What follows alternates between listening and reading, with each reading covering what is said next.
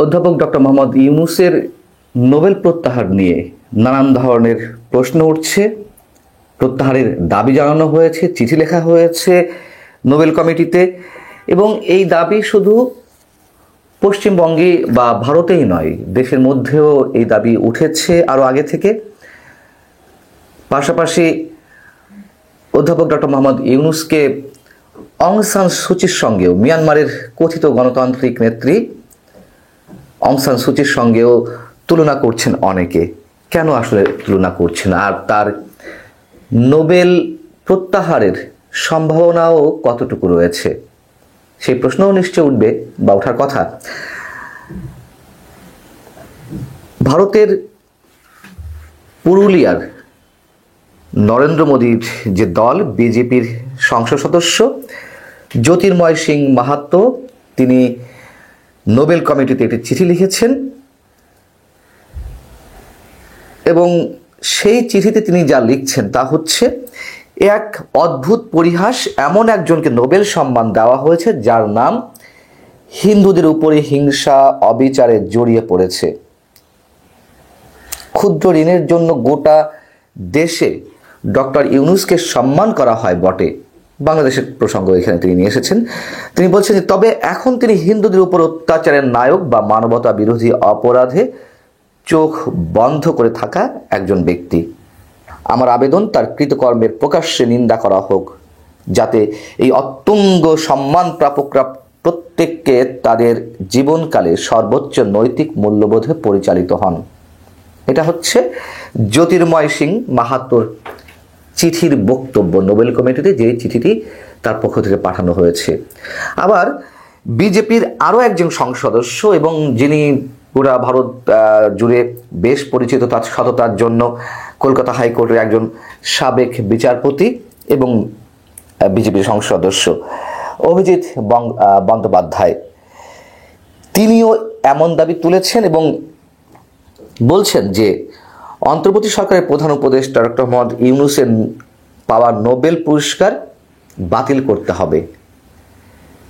একইভাবে তিনি বলছেন যে বাংলাদেশে অত্যন্ত অন্যায় হচ্ছে, সম্পূর্ণ বেআইনি একটি সরকার। মানে জ্যোতির্ময় সিংহ মাহাতোর চেয়ে এক ধাপ এগিয়ে অভিজিৎ বন্দ্যোপাধ্যায় বলছেন যে বাংলাদেশে ডক্টর মোহাম্মদ ইউনূসের যে সরকার সেটি অবৈধ এবং তাদের প্রধানমন্ত্রী শেখ হাসিনা এখনও পদত্যাগ করেননি। তিনি যেখানেই থাকুক দেশটিতে রাতে যেভাবে অন্য ধর্মের উপর আক্রমণ চলছে, তাতে আমি মনে করি নোবেল কমিটির এই মুহূর্তে তার নোবেল পুরস্কার ফিরিয়ে নেওয়া উচিত। বিষয় হচ্ছে যে এর আগেও অধ্যাপক ডক্টর মোহাম্মদ ইউনূসের নোবেল প্রত্যাহারের দাবি জানানো হয়েছিল খোদ বাংলাদেশের মধ্য থেকে। সেটি 2023 সালের ঘটনা। অর্থনীতিবিদ এবং ঢাকা বিশ্ববিদ্যালয়ের সে সময়ের proctor doctor AKM Golam Rabbani, তিনিও বাংলাদেশের শ্রম আদালতে বিচারিক প্রক্রিয়ায় চলাকালে যেন ডক্টর মোহাম্মদ ইউনূসের নোবেল পুরস্কার স্থগিত রাখা হয় সেজন্য নোবেল কমিটির কাছে অনুরোধ জানিয়েছিলেন।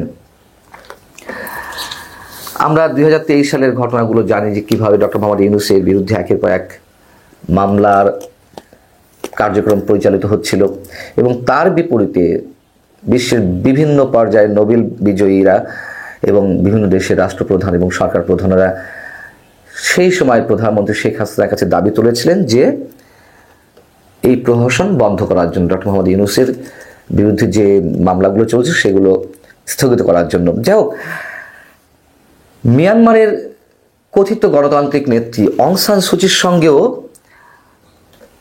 ডক্টর মোহাম্মদ ইউনূসের তুলনা করা হচ্ছে যে আমাদের প্রধান উপদেষ্টার ভাগ্যেও অং সান সুচির মতন ভাগ্য ফিরে আসে কিনা।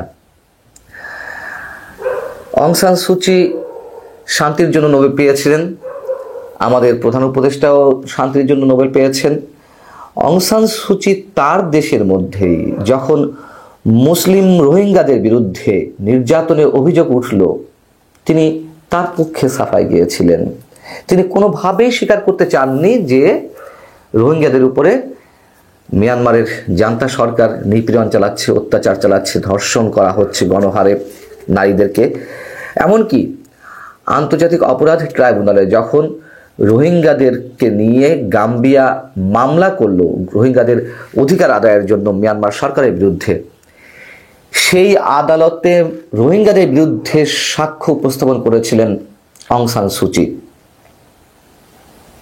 তো সেই জায়গা থেকে এখন প্রশ্ন উঠছে, অং সান সুচির ভাগ্য অধ্যাপক মোহাম্মদ ইউনূস বরণ করবে কিনা, বরণ করবেন কিনা কেন উঠছে? যে বাংলাদেশে এই মুহূর্তে যে অবস্থা, যে আশা প্রত্যাশা নিয়ে শেখ হাসিনা সরকারের পতন ঘটানো হয়েছিল, সেই আশা প্রত্যাশা, জনগণের যেই চাওয়া, সেইগুলো তেমন কিছুই পূরণ করতে পারেননি। 4 মাস চলে গেল এবং নির্বাচন নিয়ে যে বিলম্বিত করার একটা প্রক্রিয়া সরকারের মধ্য থেকে অনেকেই দেখছেন, সন্দেহের চোখে দেখছেন যে সরকারের আসলে এজেন্ডা কি, কতদিন তারা ক্ষমতা ধরে রাখতে চায়, এর পিছনে বিশেষ কোনো উদ্দেশ্য আছে কিনা।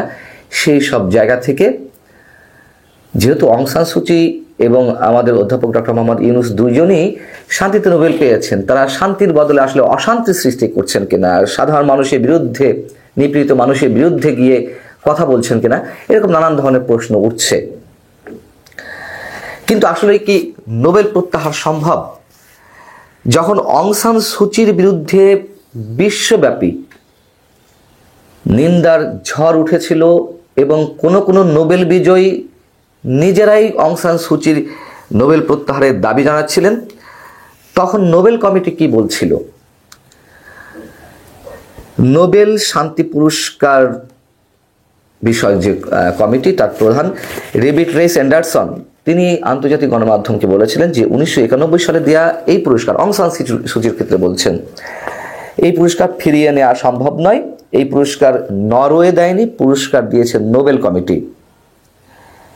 এবং তিনি তখন বলছিলেন যে কাউকে যখন এই পুরস্কার দেওয়া হয়, তাকে আগের কাজের মূল্যায়নের ভিত্তিতেই দেওয়া হয়।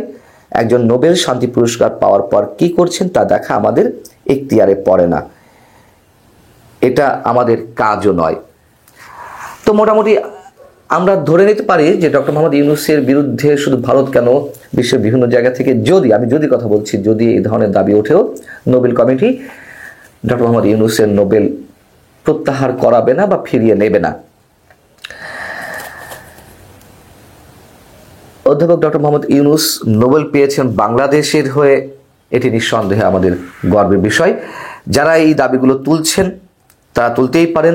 ভারতের পক্ষ থেকে যেই দাবিটি তোলা হয়েছে সংখ্যালঘু নির্যাতনের কারণে তার নোবেল প্রত্যাহারের, সংখ্যালঘু নির্যাতন কতটুকু হচ্ছে বা না হচ্ছে এখন এটি বিশ্বে অনেকেই জেনে গেছে। খোদ ভারতীয় সাংবাদিকরা যেখানে বলছেন ফ্যাক্ট চেকিংয়ের মাধ্যমে যে বাংলাদেশে এই ধরনের কোনো সংখ্যালঘু নির্যাতন হয়নি, যেটি ভারতের বিভিন্ন মিডিয়াতে প্রচার হচ্ছে। এবং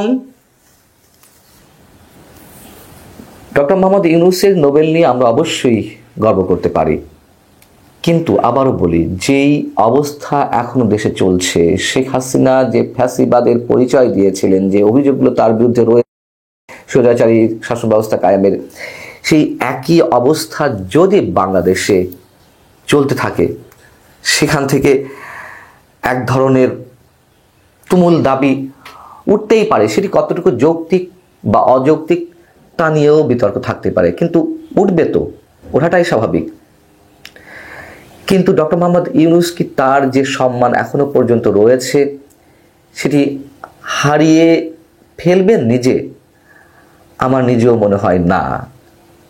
যদি একটা রেফারেন্স দিই, বাংলাদেশে এই মুহূর্তে যে একজন অনুসন্ধানী সাংবাদিক এবং সর্বজন শ্রদ্ধ মানব জমিনের প্রধান সম্পাদক মতিউর রহমান চৌধুরী, তার আরেকটি যে সাপ্তাহিক পত্রিকা রয়েছে জনতার চোখ, সেখানে একটি লেখাতে লেখা হয়েছে 111-এর রেফারেন্স টেনে এনে।